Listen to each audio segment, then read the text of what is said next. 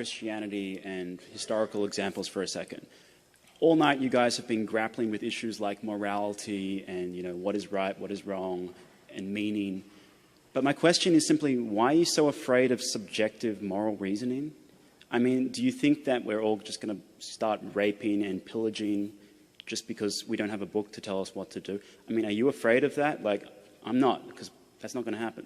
And Nazis were bad, but there were Christian Nazis and there were atheist Nazis. So I don't see... What are you so afraid of? Do you lock your door at night? Yeah. Sure.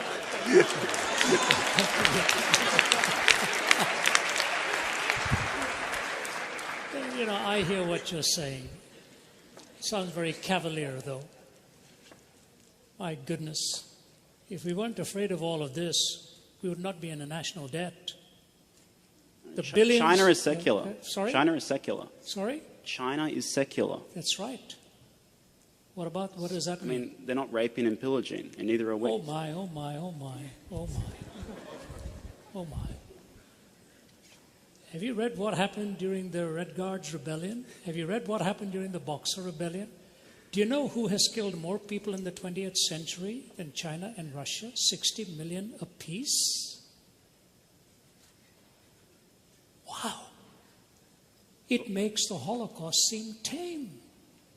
The 20th century became the bloodiest century in history. And the reason it became the bloodiest century in history, I can see, is you could just see the weapons of our warfare were piling up and there was no guiding principle to take us anywhere. Now, in a perfect world, yes, we don't need to be afraid. Have you seen what happens in our courts of law, where people supposedly love each other and all that comes about in hate and vitriol and damage? I don't think the question is fairly stated as what are you afraid of. I'm just saying it is basically unlivable. I didn't conclude that. An atheist like Jean-Paul Sartre concluded it. We killed more people in the 20th century than the previous 19 put together. And your question is, what are we afraid of?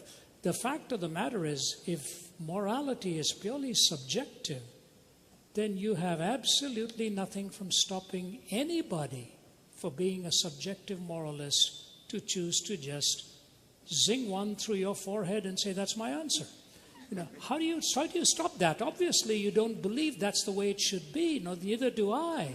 So it's not a case of what am I afraid of. It's a case of the fact that if you're willing to say to me that moral reasoning can be purely subjective, I just say to you, look out, you ain't seen nothing yet if everybody believed what you did. Do you know, funny, interesting, when I was in the Soviet Union, former Soviet Union, Stalin eliminated 15 million of his own people. 15 million of his own people. And at the Center for Geopolitical Strategy, they didn't want to even name his name and so on. His daughter, Svetlana, made the comment. It is quoted both by Malcolm Muggeridge in his writings and by historian Paul Johnson in Modern Times. Svetlana was standing by the bedside of her father before he died. She said the last thing he did was clench his fist toward the heavens one more time, put his head back on the pillow, and he was gone. This is his daughter raising the question, whatever got into my father to have that kind of hatred and hostility?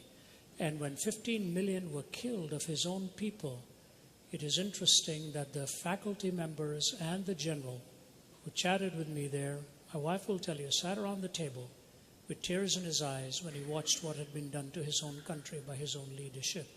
So subjective morality would be very good if we all wanted to be nice people and live around each other without any fear of each other. But the reason you lock your doors and the reason we have our police and the reason we have our military and the reason we have our law courts is because when subjective morality becomes totally subjectivized, this is what happens in society. So it's a great idea, but I hope nobody absorbs it. Thank you. We go on to the next one there. Thank you.